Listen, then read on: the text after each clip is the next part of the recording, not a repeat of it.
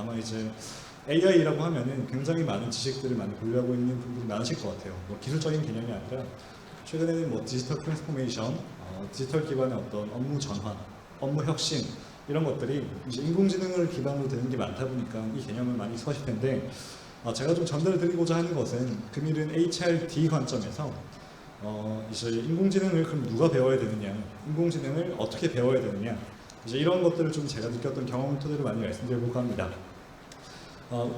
그 전에 이제 알고리즘 랩스라는 회사가 좀 생소하실 거고 저도 생소하실 거기 때문에 잠깐 소개해 드릴게요. 네, 우선 알고리즘 랩스는 2017년도에 그 창업을 한 회사입니다. 2017년도에 창업을 했고 2019년도에 저희가 AI 파이프라인 옵티마이저라는 기술들을 개발함으로써 세상에는 굉장히 많은 기술들이 지금도 연구되고 개발되고 있습니다. 그 많은 기술 중에서 기술 하나하나를 이제 기업에 있는 담당자분들이 다 하나씩 다 서치를 하시고 리서치를 하시는 게 너무 비효율성이 많기 때문에 저희는 인공지능 모델을 자동으로 개발할 수 있는 옵티마이저라는 개념의 어떤 솔루션을 출시를 했고 그걸 바탕으로 많은 기업들의 인공지능을 실제 기술 보급을 하는 기업이라고 보시면 됩니다. 근데 이제 저희가 기술 보급을 하다 보니까 느낀 한계점이 있습니다. 뭐냐면 이제 인공지능에 대해서 다들 좀 다른 의견들이 있으실 수 있는데 인공지능은 도구입니다. 이제 다른 IT 기술과 다르게 단순히 그 기술을 사서 쓰면 된다 이런 개념이 아니라 인공지능은 하나의 뭔가를 만들 수 있는 도구거든요. 그럼 이 도구를 가지고 뭐를 할 거냐, 이 뭐를 할 거냐가 되게 중요한데 그 뭐를 할 거냐를 아는 사람은 기술자가 아닙니다. 그 업무를 보고 있는 담당자지 그 인공지능 기술자가 아니거든요. 그러다 보니까 인공지능을 보급할 수 있는 기술을 만들고 여러 프로젝트를 하고 있으나 실제 인공지능이 더 많이 확산되려면은 기술자가 주도권을 가지고 있는 게 아니라 그 기업에 있는 업무 담당자들이 실제 인공지능을 익히고 이걸로 뭘 할 수 있는지를 명확하게 알게 하고 그로부터 도출된 것들을 저희가 이제 실현시킬 때 도움을 드려야 되겠다 이런 생각을 하면서 저희가 처음엔 기술 보급 위주로 시작을 했지만 점점 더 시간이 감에 따라서 이제 그 기업에 있는 담당자분들을 트레이닝하고 교육을 하고 그를 통해서 AI 니즈를 도출하고 그 다음에 기술 보급으로 이어지는 이런 교육을 좀 앞세우기 시작을 했습니다. 그러면서 저희가 이제 2020년도부터는 현대그룹이나 LG그룹, GS그룹, 최근 KB금융그룹, SK그룹, 롯데그룹 등등 이제 주요 기업들과 함께 이런 어떤 교육부터 인공지능 보급까지의 여정을 함께 해 나가고 있고요. 그리고 이제 HR 인적 자원 컨퍼런스다 보니까 제가 이제 좀 말씀드릴 수 있는 부분들이 저희가 하다 보니까 그 HR 담당자분들을 굉장히 많이 뵀어요. 저희가 처음에 이런 어떤 저희의 방향성을 제시할 때도 저희 목소리를 들어주시는 분들은 HR 직무에 있는 분들이셨거든요. 기업에 있는 HR 담당자분들이셨는데 저희가 처음에 뭘 했냐면 HR 담당자분들이 HR 업무에 인공지능을 쓸 수 있는 방법에 대해서 저희가 이제 약간 특강처럼 세미나를 합니다. 그러다 보니까 그 HR 담당자, 뭐 HRD 담당자분도 계셨고요, HRM 담당자분도 계셨습니다. 이제 그분들한테 저희가 연수를 추천하려면 이런 데이터로 이렇게 해야 된다. 그리고 승진, 공정한 승진을 위해서 데이터 기반의 승진 체계를 갖고 있는 해외 기업들이 많은데 그런 거는 이런 데이터로 이렇게 모델을 만들면 이렇게 된다. 그리고 이제 퇴사 예측, 핵심 인재 이탈 이런 것들도 HR 담당자분들이 핵심 인재 이탈에 대한 고민들을 하시는 분도 계시겠지만 이런 것들을 나의 일이 아니라고 생각하실 텐데 IBM이라는 회사에서 HR 이제 인플로이 어트리션 데이터를 공개한 게 있습니다. 그래서 임직원분들 이탈에 대한 데이터를 공개한 건데 한 1,700명 정도 데이터가 있고요. 데이터의 종류는 35개 정도가 있거든요. 그게 이제 뭐 나이, 성별, 결혼 유무, 야근 비율, 수당 뭐 등등 이런 정보들이 35개가 있습니다. 그래서 그런 정보를 바탕으로 퇴사 여부를 예측하는 그런 어떤 실습을 저희가 준비를 해서 HR 담당자분께 딜리버를 했었죠. 그러다 보니까 그럼 그분들이 나도 나의 업무에 이제 본인도 HR 업무에 AI를 이렇게 쓰면 되겠네 이런 게 이제 감이 잡히시다 보니까 좀 이제 그 담당자분들이 계신 기업에 저희 프로그램이죠. 저희 프로그램을 보급하시는 어떤 이제 가교육을 해주셨는데 이 말씀을 좀 길게 드린 이유는 이렇게 HR 데이터도 분석할 수 있는 데이터라는 거죠. 그래서 저희가 지금 HRD 관점의 말씀을 쭉 드리겠지만 앞서서 방금 말씀드렸던 승진자 예측, 핵심 인재 이탈 예측, 그 다음 성과 예측, 부서 이동 추천 이런 인공지능 제품군들을 2021년도에는 아예 따로 만들어서 저희가 보급을 하고 있습니다. 그래서 유독 이제 인공지능이 잘 쓰일 수 있음에도 국내에서만 유독 쓰이지 않는 영역의 HR 데이터, HR 애널리틱스 관점의 인공지능 제품이었는데 그런 것들까지 저희가 하면서 교육부터 인공지능 기술 보급까지 하고 있는 기업이다. 네. 그런 공로를 좀 인정받아서 재작년이죠 벌써 중소벤처 장관상 수상을 했었던 기회고요. 네, 제 소개를 길게 드리는데 전 항상 제 소개를 드릴 때마다 말이 길어지는 편입니다. 이제 그 이유는 가방끈이 길지 않습니다. 가방끈이 길지 않고 저는 아직 학교를 졸업하지 못했어요. 이제 대학교 3학년에 멈춘 지가 이제 10년 가까이 돼가는 것 같습니다. 그래서 이제 네, 학교에서는 제적을 당한 상황이지만 네, 3학년까지 다녔고 이제 제가 했던 경험은 뭐냐면 저는 이제 인공지능 엔지니어였습니다. 그래서 저는 뭐 정보올림피아드라는 대회를 통해서 수상을 하고 학교를 소프트웨어 특기자로 들어갔는데 제가 이제 어릴 때부터 컴퓨터를 너무 많이 했다 보니까 이제 대학교 가서는 좀 다른 걸 해보자 이렇게 해서 이제 기계공학을 전공했었고 기계공학을 전공한 제가 HR 컨퍼런스에서 발표를 하는 것도 되게 좀 아이러니한 일인 것 같습니다. 근데 이제 제 경험을 간략히 말씀드릴게요. 네. 저는 저희 이제 지도 교수님이 창업하신 기계공학 장비를 인공지능으로 설계하는 회사에서 인공지능 연구원으로 커리어를 출발했습니다. 그때 제 사수였던 박사님께 많은 지식을 배웠죠. 그 이후에는 삼성소프트 멤버십이라는 기관에서 제가 이제 뭐 영상 처리, 이미지 처리, 자연어 분석 이런 인공지능 과제 그때 당시가 2013, 14년도였으니까 구글에서 뭐 알파고를 발표하기 전입니다.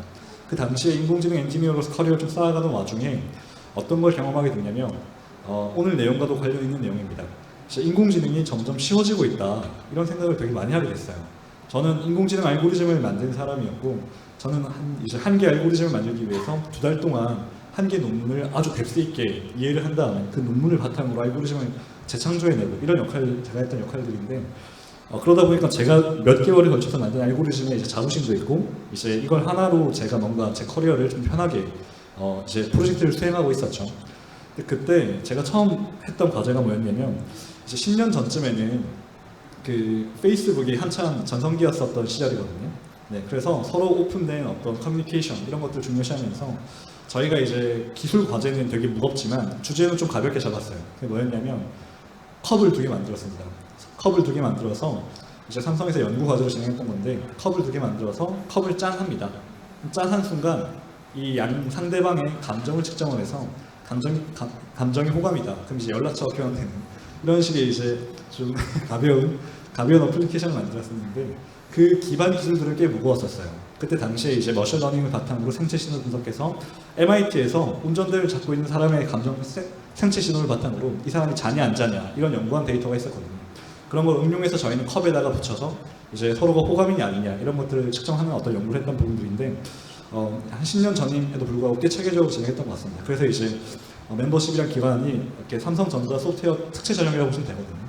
그 기관에서 제가 A 등급 과제를 받았었는데 뭐 이제 그 전에 근데 그걸 하는 과정에서 저는 2달 동안 제가 만든 알고리즘을 가지고 있었고 이제 생체 신호 담당자는 이제 데이터 처리하는 게 어렵거든요. 그러다 보니까 저에게 막 도움을 요청했는데 난 알고리즘 하는 사람이니까 난 알고리즘 해야 된다. 너는 너의 일을 해라. 이런 식으로 그 생체 신호 담당자와 제가 좀 거리를 뒀었습니다. 제가 거리를 두니까 그분이 이제 그때 당시에 매틀랩이라는 툴이 있습니다. 매스웍이라는 회사에서 발표한 매틀랩이라는 툴이 있는데 그 툴을 본인이 이제 끄적끄적 하시더니 제가 없이 인공지능 모델을 만들고 있는 거예요. 코드 한 줄도 없이. 그때가 2014년도였습니다. 그러다 보니까 아니 어떻게 이렇게 어려운 게 저렇게 간단하게 가능하지? 이런 처음에는 이제 의심을 했고 결과를 보지도 않고 그 친구의 어떤 그 저작물들을 전 이제 맹목적으로 비난했죠. 왜냐면 그게 잘 되면 제 좌우를 잃으니까. 그래서 이제 저는 이제 철저히 개발자 입장이었던 거죠. 근데 그렇게 그 친구를 비난을 했지만 아주 놀랐었고요. 마음 이제 내면으로는. 그리고 이제 그러면서 좀 현실을 직시하게 된 것 같습니다. 그러면서 인공지능 알고리즘을 내가 과연 세상에서 가장 잘한다고 말하려면 어디까지 해야 되나 이런 고민도 했던 것 같고 그때 당시에 이제 마이크로소프트에 있는 인공지능 개발자가 한국에 있는 개발자 수보다 많았었거든요.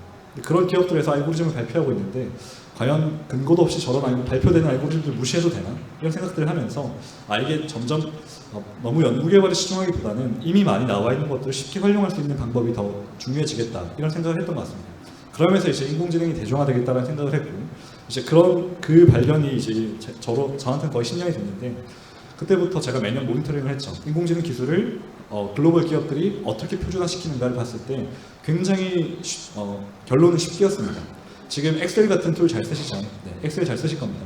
엑셀처럼 쉽게 쓸 수 있는 방향으로 인공지능이 이제 상용화돼가고 있습니다. 그러다 보니까 그런 것들 좀 받아들였고 그런 맥락에서 이제 처음부터 처음부터 제가 뭐 대기업들로부터 인공지능 과제를 수주받고 그럴 수 있는 커리어가 아니다 보니까 뭐 교육사부터 진행했지만 지금은 이런 식의 좀 길게 제 커리어를 보내오게 됐고요. 지금은 연간 100개 이상 인공지능 과제를 총괄을 하고 책임을 지고 성공을 시키는 역할을 맡아서 되게 여러 유수의 기업들과 과제를 해나가고 있습니다. 그래서 이제 제가 말씀드렸던 것은 인공지능에 대한 어떤 뭐 대중화 그리고 인공지능을 배울 수 있는 최단 거리 이런 맥락에 맞추어서 제가 어떤 경험을 가지고 있는지를 말씀드렸던 거고요. 저희가 하는 일들은 이제 저희는 교육을 위한 교육은 하지 않습니다. 이제 인공지능이 단순히 궁금해서 배우시는 분은 없으실 거라고 생각을 합니다. 단순히 궁금한 게 아니라 업무에 써야 되는 미션이 주어진다던가 이런 어떤 디지털 트랜스포메이션에 대한 의무가 주어진다던가 이런 이유로 업무를 혁신하기 위해서 이런 교육을 배우신다고 생각을 많이 합니다. 그래서 저희는 이제 인공지능 교육의 결과물로 잘 배웠으니까가 아니라 그래서 당신의 업무, 어떤 업무에다가 인공지능을 어떻게 쓸 것입니까에 대한 기획서를 저희는 받으면서 저희 교육 과정을 마무리합니다. 인공지능을 전혀 모르시던 분들이 인공지능을 이해하고 본인의 업무에서 이렇게 써보겠다라는 기획을 발표할 때까지 저희는 단 5일 정도, 5일 정도의 시간을 통해서 지식을 전달하고 기획서를 받는 AI 니즈를 도출하는 것까지 진행을 하고 있고요. 이게 유의미하게 돌아가고 실제 문제들이 많이 정의되고 발굴되다 보니까 저희가 많은 기업들과 일을 하게 된 거겠죠. 거기서 그치지 않고 기획을 했다고 해서 그분들이 다 실행하기에는 본인의 업무가 바쁘시잖아요. 그러다 보니까 그런 기획들을 저희는 옵티마이저라는 제품으로 자동으로 만들어서 본인의 업무에 인공지능을 쉽게 쓰게 해드리도록 이제 진행하고 있습니다. 지금 저희가 2018년도부터 시작을 해서 한 12,000개 정도의 기획서를 받아왔습니다. 12,000여 명 이상의 각각 대기업에 있는 또 중견 중소기업에 있는 담당자분들을 저희가 이제 교육을 트레이닝을 했고 그로부터 수만 개의 기획서를 받았고 그 중에서 이제 최근에 점점 더 이제 교육 단계에서 점점 어플리케이션을 만든 단계로 많이 넘어가고 있는 것 같고요. 이런 경험을 토대로 지금 제가 좀 오늘의 메시지를 정리해 보도록 하겠습니다. 네, 기술 소개는 넘어가도록 하겠습니다. 그래서 지금 저희가 이제 저희를 신뢰해 주시고 저희와 같이 함께하고 있는 이제 고객분들이시고요. 네, 자 여기부터가 본론입니다. 막 어렵죠. 네, 이렇게 막 어렵게 생긴 게 사실 인공지능의 실체입니다. 네, 근데 중요한 거는 제가 이제 오늘 드릴 메시지는 딱 하나만 기억하시면 돼요. 이제 멀리 가야 되는데 아주 멀리 가야 됩니다. 지금 뭐 여기서 제가 미국을 간다고 해볼게요. 미국을 갈 때 이제 배나 자동차는 안 되겠네요. 배나 비행기가 필요하시겠죠. 근데 그 멀리 가야 된다라고 해서 배나 비행기를 직접 만들어서 타고 가시는 분은 아마 안 되실 거라고 생각을 합니다. 너무 당연한 말이죠. 네. 그런 것처럼 인공지능을 배랑 자동차와 같은 도구로 생각하시면 됩니다. 이거 만드는 거 어려워요. 자동차 만드는 것만큼은 잘 모르겠지만 그와 비슷하게 어려울 거라 생각합니다.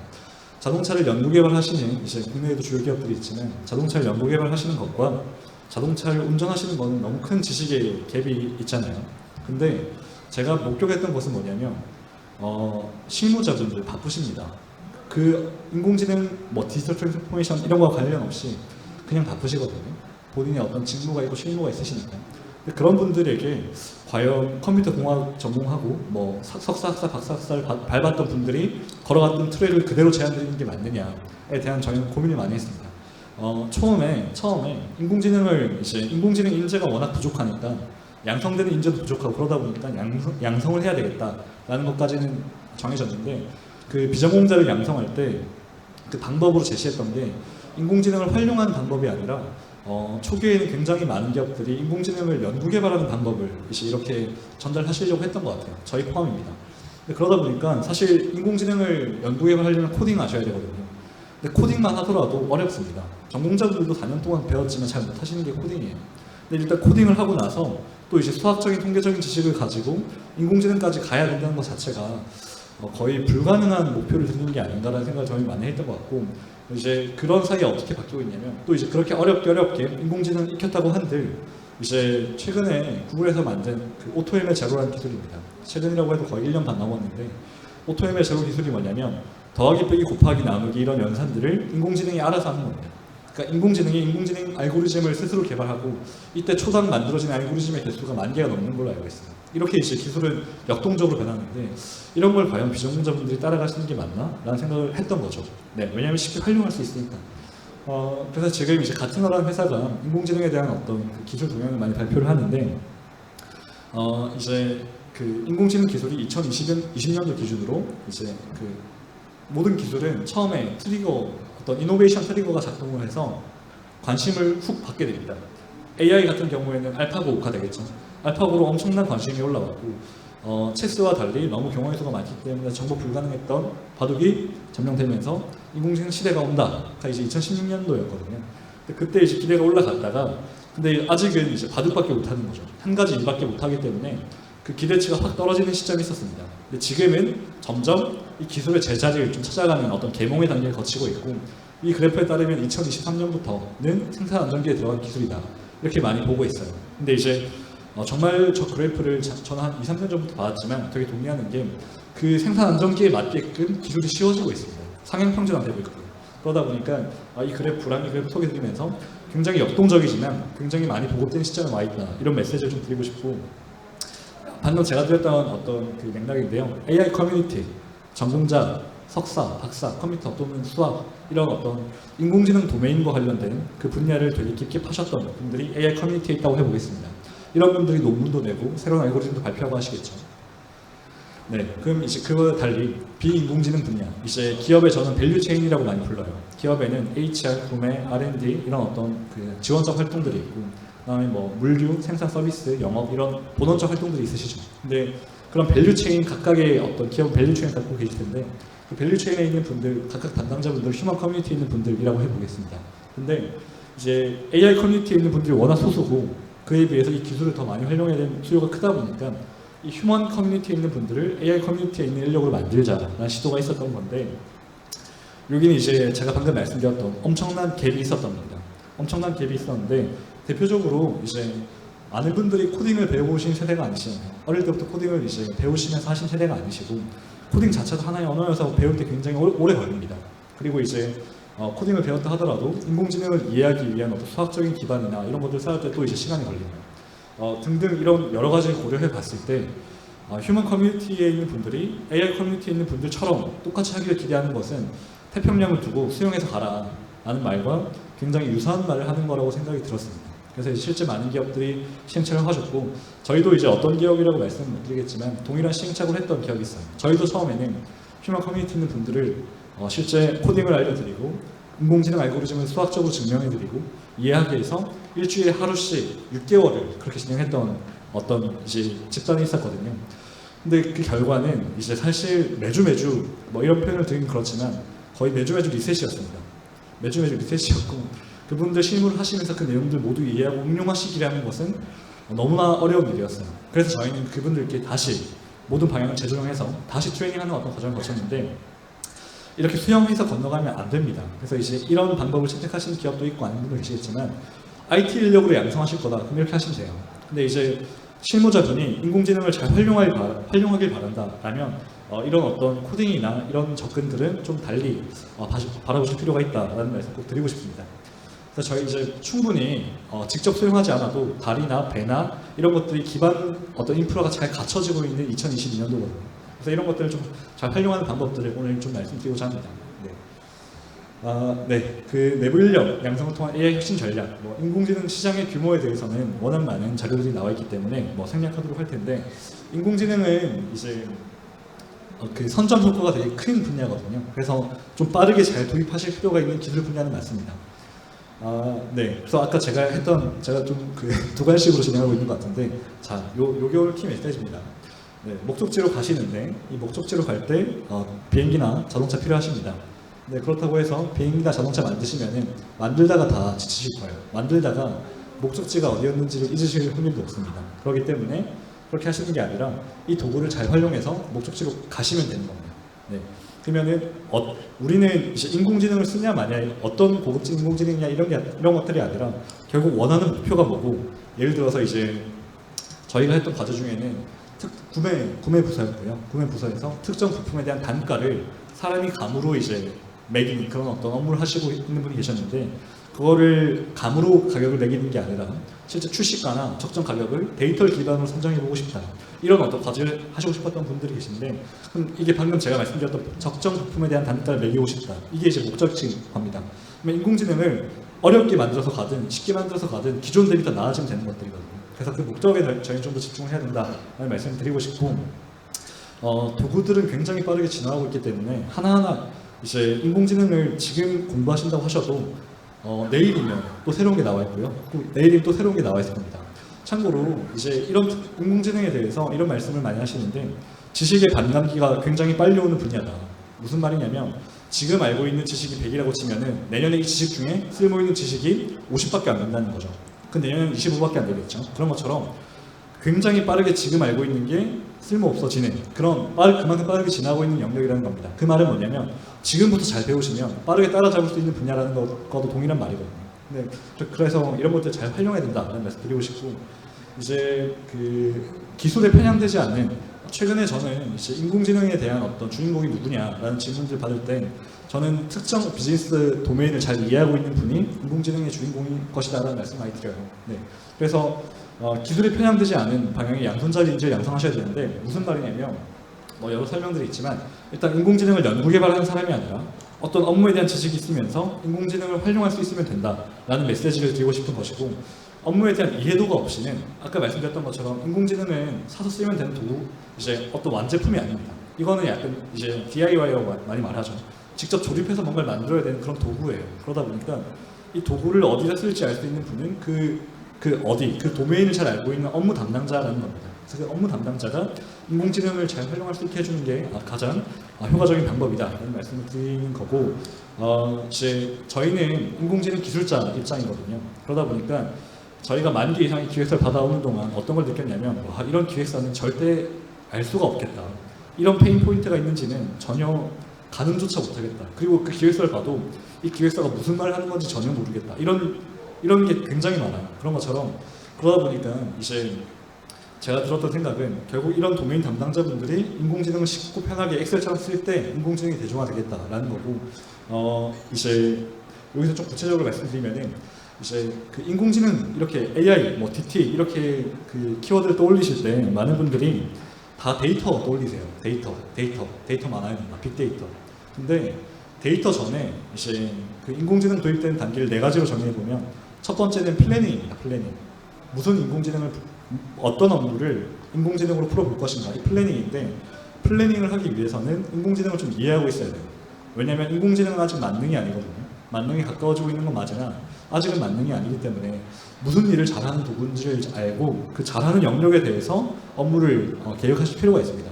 근데 이 플래닝에 대해서 굉장히 좀 러프하고 나이브하게 진행될 때가 많은데 그런 걸 러프하고 나이브하게 진행하게 되면은 의미 있는 인공지능은 굉장히 스페시픽한 업무 영역에 쓰여야 되거든요. 부품 단가 예측, 그다음 HR 업무도 그렇고 굉장히 디테일한 업무에 쓰여야 실무에 도움이 되는 것들인데 그 디테일을 알고 있는 사람들은 도메인 담당자, 그 업무를 보고 있는 담당자분들이기 때문에 그 업무를 잘 이해하는 분들을 많이 보유하고 계시다면 인공지능에 대한 어떤 잠재적 어떤 주인공들을 많이 보유하고 계신 게 아닌가라는 생각을 합니다. 그래서 마지막에 보면 비즈니스에 속한 구성원, 그 도메인 전문가가 인공지능 도입에 키를 쥐고 있다라는 말씀을 드리고 싶고요.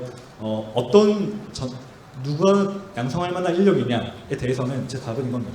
어떤 도메인에 대해서 명확한 이해도가 있다면 그분이 바로 준비가 된 분들이고 코딩을 몰라도 수학적인 기반이 없어도 이제 죄송합니다만 문과 출신이어도 상관없다라는 말씀을 드리고 싶습니다. 네. 그래서 이제 인공지능을 도입할 때 이제 구글에서 말하는 어떤 도입 절차들인데요. 이 도입 절차에 앞서서 제 앞에 있는 게 뭔지 보시면은 문제 정의를 하는 겁니다. 문제 정의를 하고 그 다음에는 목표 설정을 해야 돼요. 목표 설정. 그 다음에는 그 목표에 맞는 데이터를 설계하시고 수집을 하셔야 됩니다.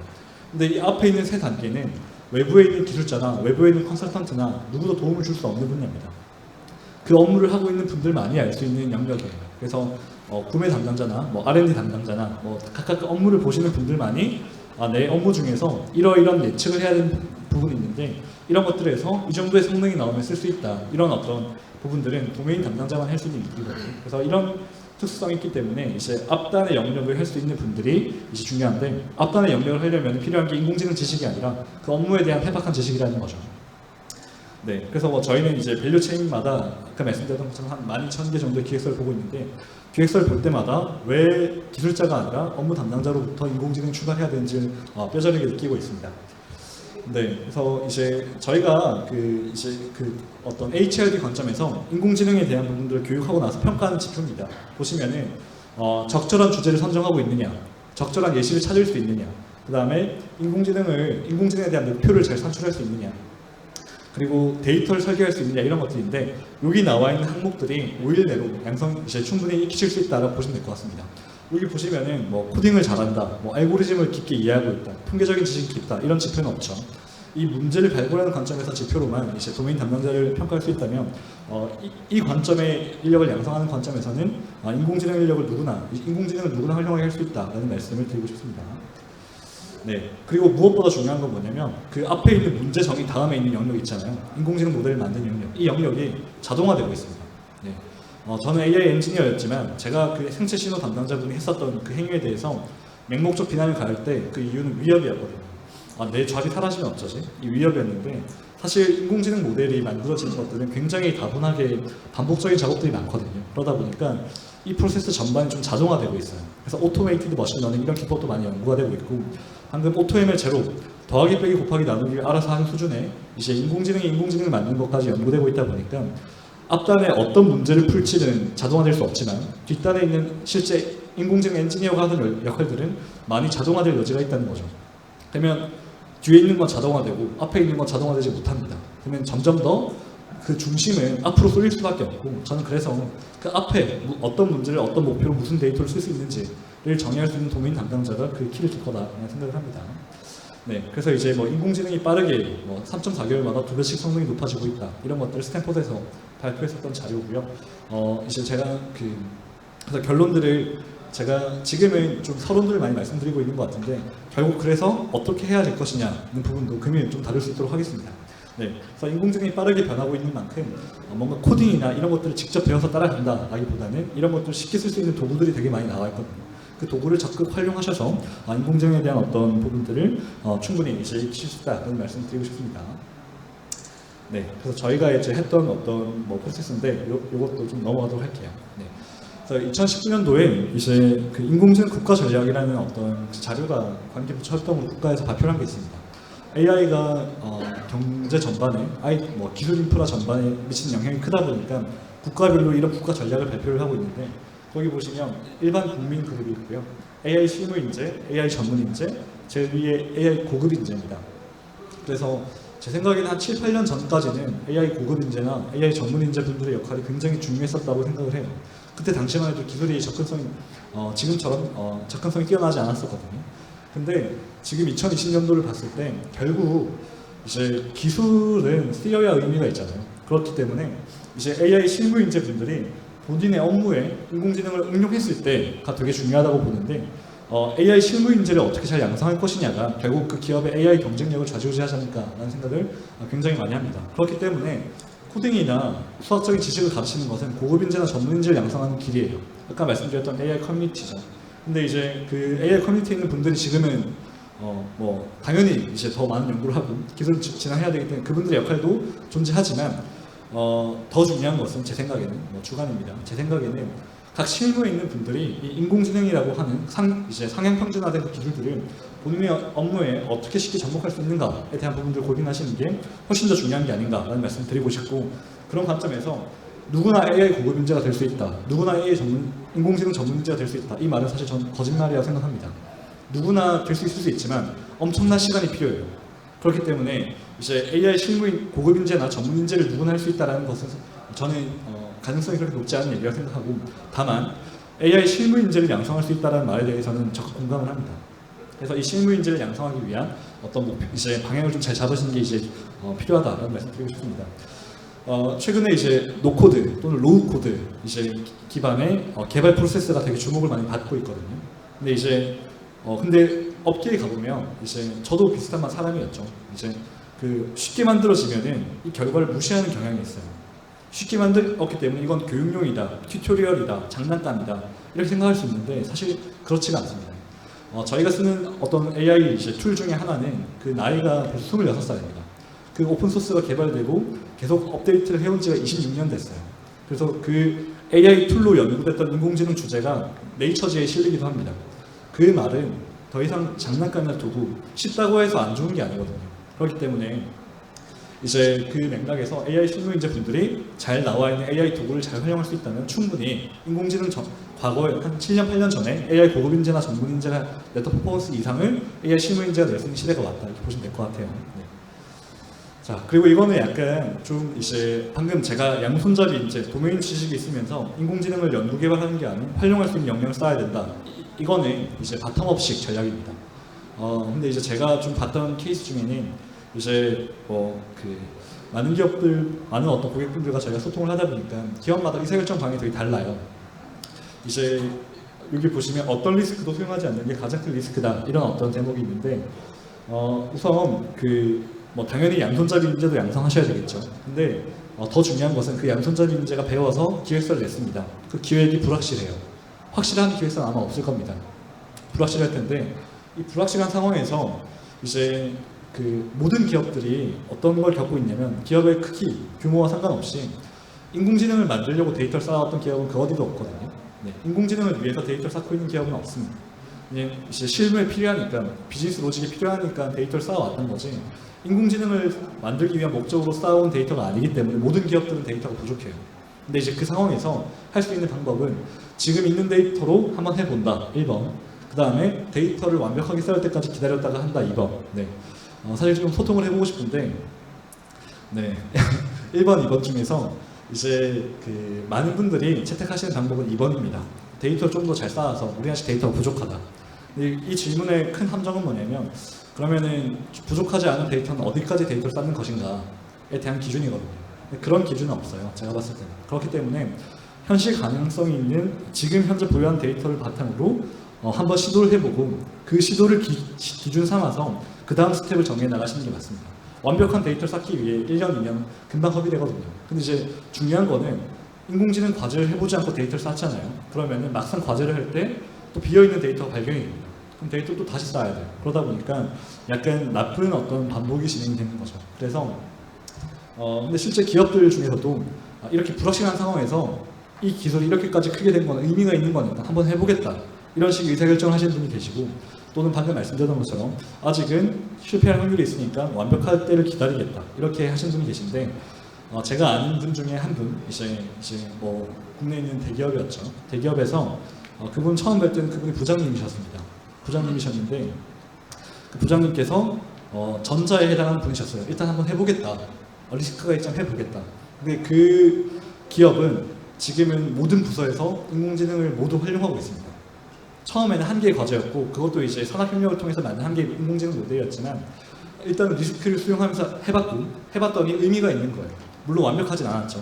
하지만 의미가 있는 걸 보면서 점점 의미 있는 단위를 확장해 나갔고, 그 확장이 어떻게 진행되냐면, 처음에는 구매 부서의 어떤 이제 인공지능 프로젝트였다면 그게 HR, 법무, 그 다음에 이제 여러 어떤 서비스 영역, 서비스 영업, 이런 모든 영역에 다 확장해 가서 불과 3, 4년 만에 한 개 인공지능을 하는 기업들이 거의 100개 이상의 인공지능을 수행하는 그런 기업이 되고, 그분은 처음 뵀던 부장이었지만 지금은 큰 어떤 지주회사의 이제 전략을 총괄하는 역할로 가 계십니다.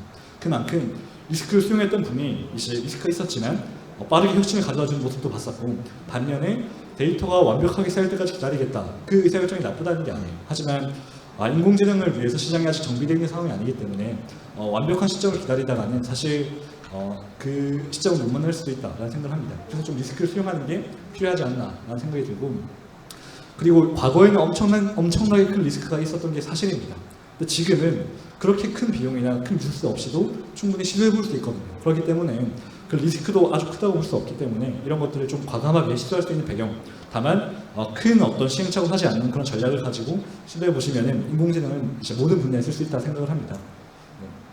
그래서 바텀업으로는 이제 도메인 지식, 제가 사전에 받았던 질문 중에서도 AI 컴퓨터 공학 학부 출신의 인공지능 할 수 있는 사람이냐, 또는 어떤 사람을 양성하는 게 맞느냐, 이런 질문들 주셨던 게 있는데, 이제 제 생각에는 도메인 특정 업무에 대해서 깊이 있는 이해도를 가지고 있는 분이라면은 그분은 이제 잠재적 인공지능 전문가의 어떤 역량이 있다라는 생각입니다. 약간 역설적이죠.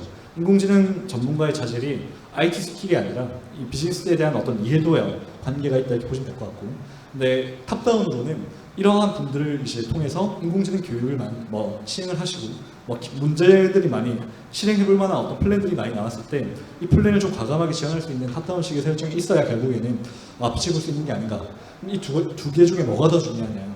제가 봤을 때 아직은 탑다운식의 의사결정이 좀 더 그 기업이 인공지능의 어떤 그 레벨을 높이는 데 더 중요한 영향을 미치고 있는 게 아닌가 싶습니다. 그래서 이제 바텀업과 탑다운 둘 다 중요하다는 말씀드리고 싶습니다. 네, 그래서 이제 제가 어떻게 해야 된다라는 말씀을 굉장히 많이 드렸던 것 같은데, 그래서 저희는 어떻게 하냐 한번 말씀을 드려볼게요. 네, 영업 비밀인데 한번 말씀드려보겠습니다. 네, 우선 저희는 크게 다음과 같은 프로세스로 진행을 하고 있습니다. 방금 말씀드렸던 것처럼 대상에 대해서 제한을 두고 있는 것은 딱 하나. 업무에 대한 이해도가 없는 분들은 사실 이제 인공지능 도입에 있어서 아직 준비가 안 됐다라고 볼 수 있거든요. 그래서 특정 업무에서 이해도를 쌓아 나가고 있거나 이해도가 있는 그 비즈니스에 대한 이해도가 있는 분이 저희의 대상자 분들이 보시면 될 것 같고, 저희는 이제 전문자분들이나 이제 IT 관련된 어떤 지식이 뛰어나신 분들을 대상으로 계획을 하고 있지는 않고요. 방금 말씀드렸던 BIT 직군에 있는 네, 그런 분들, 비전공자 분들 기준으로 저희는 과정을 설계하고 있습니다. 첫 번째 보시면 이제 AI 어드밴스 코스라고 되어 있는데, 저희는 교육을 위한 교육을 하지 않는다고 말씀을 드렸어요. 저희는 원래 인공지능 기술을 보급하던 회사고, 쓰기 위한 어떤 교육을 하는 거기 때문에 교육의 결과물로서 AI에 대한 어떤 니즈를 받습니다. 근데 그 니즈를 받는다는 것은 저희가 어떻게 하냐면, 방금 HR 담당자분들 제가 어떻게 했는지 말씀드렸잖아요. HR 업무에서 공감할 수 있고, 한번 이제 HR 업무에서 쓸 수 있는 인공지능을 직접 실습으로 저희가 준비를 합니다. 그러면 실습을 하기 위해 필요한 것들은 이런 실습을 할 수 있는 데이터나 이런 것들이 필요한데, 그런 데이터를 저희가 저희 내부에는 이제 알고리즘 랩스가 한 60명 정도 되는 조직입니다. 그 중에서 인공지능 관련된 인력들이 30명이 넘어요. 그분들이 계속 리서치를 하면서 어떤 데이터로 실습했을 때 이제 충분히 의미 있게 그 업무에 대한 이제 공감을 할 수 있을까라는 것들 가지고 저희는 데이터를 되게 많이 발굴하는데, 그렇게 저희는 그 기업에 있는 밸류 체인 분야마다 실습 주제를 되게 많이 발굴해 놨습니다. 그 중에 하나가 아까 HR 사례였었고, 구매 부서 같은 경우에는 이제 특정 부품에 대한 단가를 예측하는 캐터필러라는 제조업 회사에서 특정 산업용 튜브 가격을 예측하는 데이터를 공개해 놓은 게 있습니다. 이런 것들 저희가 찾아와서 실습할 수 있는 수준으로 그걸 좀 그 실습에 대한 어떤 마인드 조정을 하는 거죠. 그런 걸 통해서 이론은 짧게 알려드리고, 저희가 5일 동안 진행하면은 거의 이제 프로젝트를 한 10개쯤 해봅니다. 10개쯤 해보는데 하루에 2개 정도의 실습을 하고 있고요. 그 인공지능 모델을 도구를 써서 만들면 그렇게 어렵지 않거든요. 그래서 저희 하루에 2개 정도 실습을 하는데, 첫 번째 실습은 조금 누구나 쉽게 접근할 수 있는 그런 어떤 실습을 합니다. 예를 들어서 제가 그래도 오늘 HR 자리니까 HR 직무에 있는 분들을 AI 트레이닝을 한다라고 하면은 처음에는 저희가 이제 그런 걸 합니다. 자동차 시세 예측이라는 주제를 한번 던져봐요. 자동차라는 것은 보편제잖아요. 그 누구나 알 수 있는 자동차라는 어떤 그 요소에 대해서 자동차 가격에 영향을 미치는 요인들이 여러 가지가 있겠지만, 일단 제조사, 그 다음에 이제 마력, 연비 이런 것도 있을 겁니다. 그래서 그런 것들을 가지고 인공지능이 이런 데이터로 이런 걸 예측하는 거다, 이런 좀 허들을 낮춘 실습이 하나고요. 그 다음에는 실제 HR 데이터로 아까 말씀드렸던 퇴사자 예측 데이터라든가 이런 직무 특화된 데이터로 준비된 실습을 저희가 제공드리고 있습니다. 그런 걸 통해서 첫 번째 날에는 기본을 배웁니다. 그냥 따라해보는 거죠. 두 번째 날에는 따라하는 걸 넘어서서 본인이 좀 더 고도화를 해보는 겁니다. 그런 식으로 이제 점점 깊이를 더하면서 근데 실습을 막 코딩을 써서 하는 게 아니다 보니까, 제가 이제 그 코딩을 써서 하는 게 아니다 보니까 이 실습의 흐름이 되게 잘 보이거든요. 무슨 데이터를 써서 어떤 걸 만드는 건지, 어떤 프로세스를 만드는 건지가 그렇게 어렵지가 않아서 하루에 2개 이상 실습을 하고 있고, 저희가 이제 느꼈던 게 뭐냐면, 저희는 결국 기획서가 되게 중요한 어떤 단계를 가지고 있는데, 이 기획서를 받았을 때 기획서의 퀄리티가 얼마나 그 사람이 공감할 수 있는 실습 주제를 준비했느냐와 되게 영향이 있다는 게 저희의 어떤 결론입니다. 그래서 저희는 그 실습들을 계속 발굴하고 리서치하면서 AI 니즈에 대한 어떤 부분들을 도출할 수 있는 교육을 한 5일 정도를 가져가고 있습니다.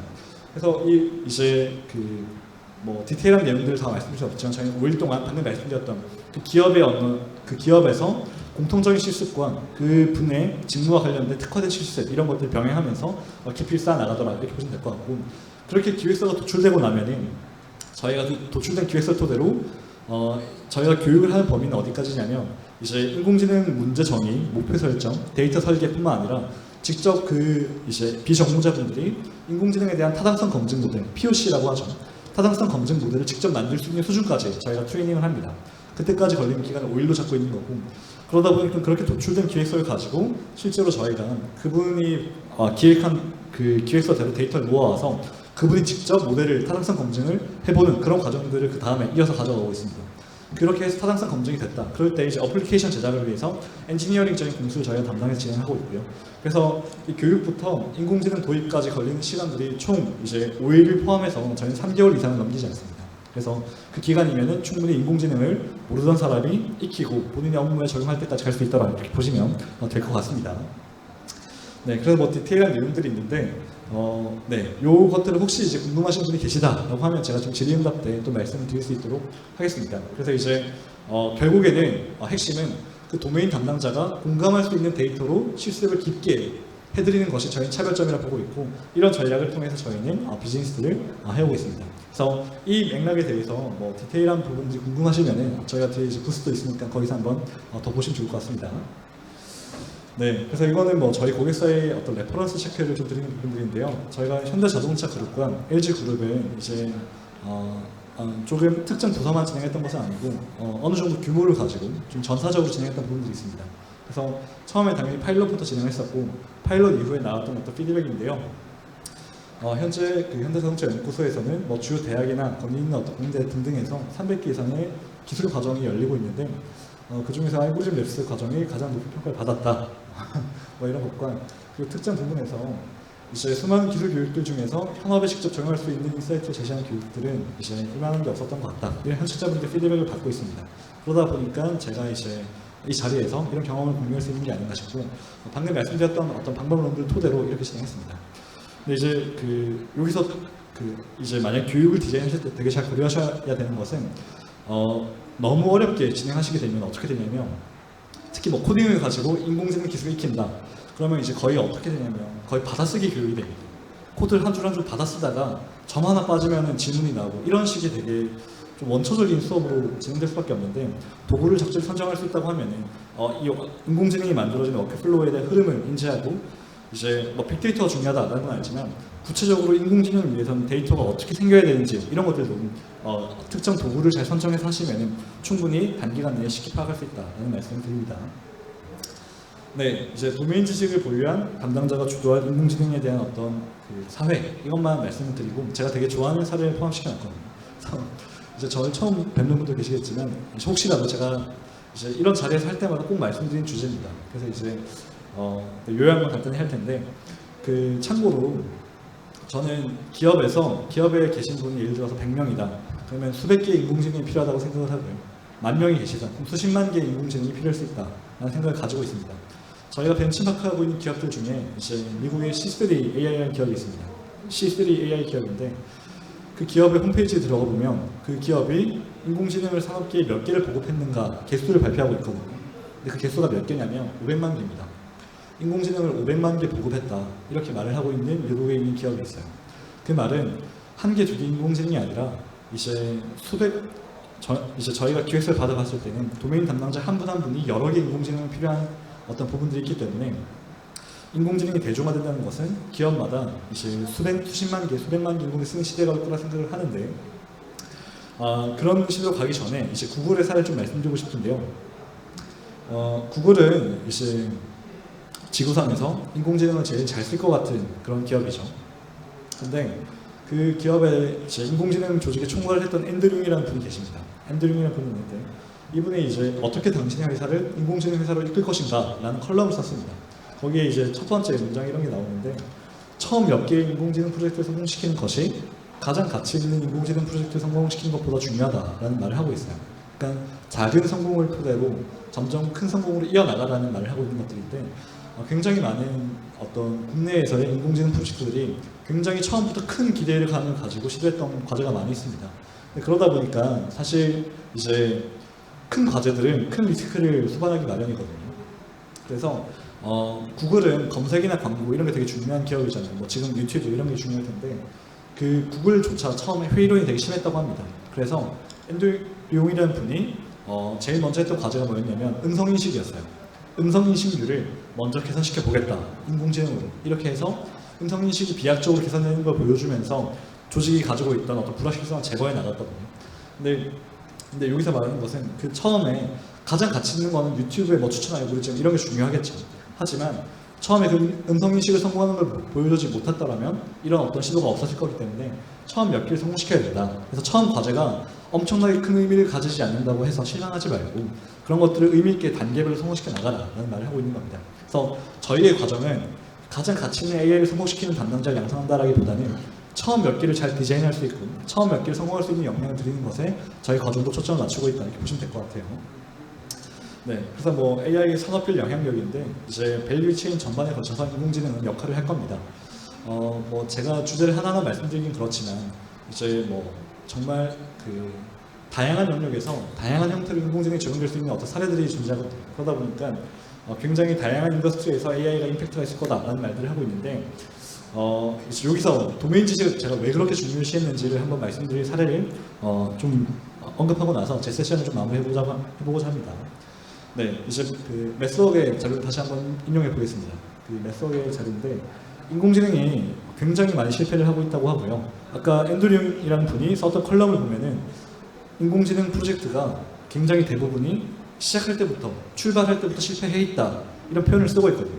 그 말은 뭐냐면 인공지능이 잘할 수 있는 일이 아닌데 인공지능으로 시도하고 있다거나 이런 것들 많이 하고 있다는 거죠. 그러지 않기 위해서 여러 가지가 필요하다라는 건데 첫 번째가 인사이트, 이제 어플라이 도메인 익스퍼티즈라고 되어 있죠. 업무에 대한 전문성을 적용해야 된다라는 메시지고 두 번째가 이제 인터그레이션이라고 해서 뭐 인공지능은 결국 데이터의 패턴을 찾는 일입니다. 데이터의 패턴을 찾는 일인데 저희가 이제 A라는 걸 예측하기 위해서 10개 데이터가 필요해요. A라는 걸 예측하기 위해서 10개가 필요한데 그 중에 3개는 저희가 가지고 있고 그 중에 나머지 3개는 다른 부서가 가지고 있고 나머지 이제 10개 중에 4개는 뭐 협력사가 가지고 있다 쳐봅시다. 그 10개가 다 모여야 의미는 예측을 할 수 있는 거니까 그런 데이터 연결이 잘 돼야 된다라는 거고 나머지 이제 임플리멘테이션, 실행할 수 있는 조직이 있어야 된다는 건데 지금 제가 강조드릴 부분들이 요 인사이트 부분입니다. 왜 그렇게 도메인 지식이 중요하냐에 대한 대목을 좀 이제 말씀드리는 부분이라 보시면 되는데요. 이제 그 뉴질랜드는 그 낙농업이 되게 중요한 국가 기관 산업입니다. 네, 이제 국가 기관 산업인데 이 국가 기관 산업에서 이제 그 낙농업이라고 하면 우유를 가지고 버터나 치즈나 유제품을 만드는 일이 될 수 있겠죠. 저는 이제 집에서 냉장고로 요거트를 숙성시킨 적은 있는데 그렇다고 뭐 제가 유제품에 대한 도메인 지식을 갖고 있다 이럴 수는 없겠죠. 그러다 보니까 이제 여기 계신 분들이 다 도메인 지식이 없다 생각하고 말씀드려 보겠습니다. 네, 이제 우유가 있고 우유는 공장에 들어가겠죠. 공장에 들어가서 뭔가 이제 가공된 어떤 유제품으로 나올 겁니다. 근데 여기서 중요한 것은 유제품이라고 하는 것은 이제 유통기한이 있습니다. 유통기한이 있다는 것은 서플라이 체인을 매니지먼트 할 때 그런 걸 되게 잘 고려해야 된다는 뜻인데 문제는 바로바로 만들어지지 않는다는 겁니다. 이게 숙성하는 기간을 거쳐야 되다 보니까 며칠이 걸리는데 그 며칠 동안 소비되는 어떤 시간들 때문에 우유는 하루하루 이제 유통기한이 사라지고 있는 거죠. 그래서 여기서 뭘 하고 싶었던 거냐면 좀 이제 실시간, 거의 준실시간에 가깝게 어떤 품질의 유제품들이 나올지 예측하고 싶었던 겁니다. 이걸 미리 예측하고 이게 신뢰도가 높다면 서플라이 체인을 하루빨리 더 계획을 하고 발주를 내고 이렇게 이제 수요처를 모집할 수 있겠죠. 그래서 되게 중요한 부분이었는데 그때 사용됐던 변수들을 이제 우유, 그 다음에 공장, 그리고 유제품의 품질, 결과 데이터였습니다. 그래서 우유에 대한 상태, 공장에 대한 변수, 그 다음에 유제품의 품질, 이 결과 데이터를 가지고 인공지능을 만들었는데 데이터는 수백만 개가 있었다고 합니다.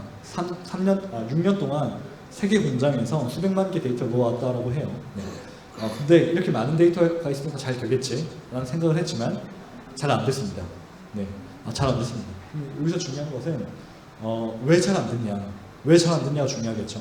근데 누구나 도메인 지식이 없어도 이 모델이 예측을 잘 못한다, 예측이 틀렸다라는 것은 누구나 알 수 있어요. 왜냐면 며칠 뒤면 품질이 나오니까 예측한 거랑 실제 나온 거 비교해보면 되겠죠. 근데 문제는 그 다음입니다. 왜 안 되지? 네. 왜 안 될까요? 네. 이제 왜 안 될지 생각해 보시면 이게 명확하게 떠오른다. 그러면은 이제 유제품 전문가신 거고요. 보통은 떠오르지 않는 게 정답일 겁니다. 이제 AI 기술자가 프로젝트를 담당하게 되면은 지금부터 어떤 걸 하게 되냐면 막 상상의 나래를 펼쳐 나가게 됩니다. 이제 거의 모래사장에서 바늘을 손을 들여가며 찾는 것처럼 굉장히 주먹구구식으로 가설을 세울 수밖에 없어요. 왜냐? 업무에 대한 지식과 데이터에 대한 이해도가 없으니까. 근데 이제 만약에 업무에 대한 지식이 있다. 그러면 어떤 결론이 나올 수 있냐면 세계 공장에 대한 데이터 합쳤던데 그러면 안 된다. 이런 말을 할 수 있다는 겁니다. 이제 플랜트 ABC가 있는데 세계 공장 데이터를 제가 앞서서 말씀드렸을 때 이렇게 합쳤다고 말을 했거든요.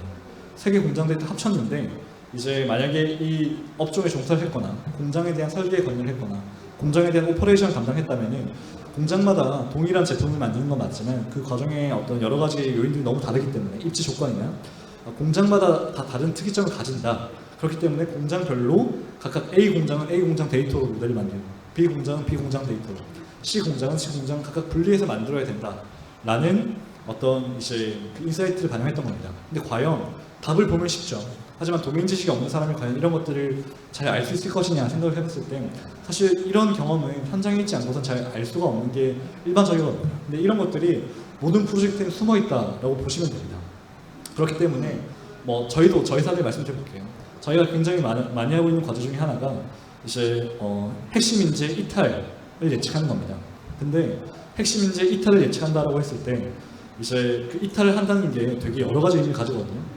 내일 이탈할 사람을 예측해주면 되냐, 다음 주냐, 다음 달이냐, 다음 분기냐, 아니 내년이냐 이런 거에 따라서 데이터 설계가 완전히 달라집니다. 근데 저희가 처음에 이런 이해가 없이 그냥 이탈 예측을 해야 되겠다라고 했을 때 이제 거의 100% 예측이 되는 겁니다. 이탈할 사람이 거의 100% 예측이 되는 거예요. 근데 그건 왜 그랬냐면 이탈하기 직전에 예를 들어서 퇴직금 조회라든가 당연히 눌러보시잖아요. 근데 그런 것들을 내일 나갈 사람인데 하루 전에 예측을 해봤자 매니지먼트 관점에서 의미가 있느냐? 의미가 없다는 거죠.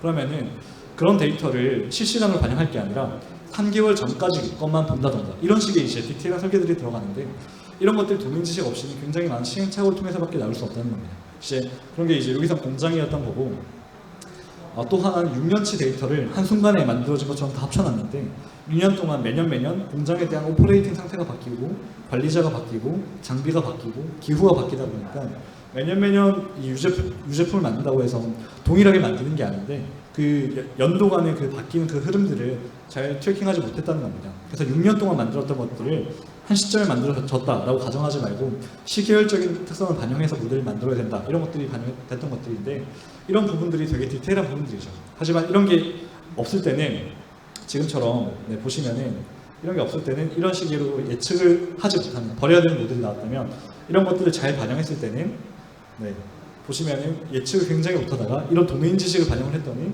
거의 정확도가 95% 이상 되는 그런 되게 엄밀한 모델이 나왔던 엄밀한 인공지능이 나왔던 겁니다.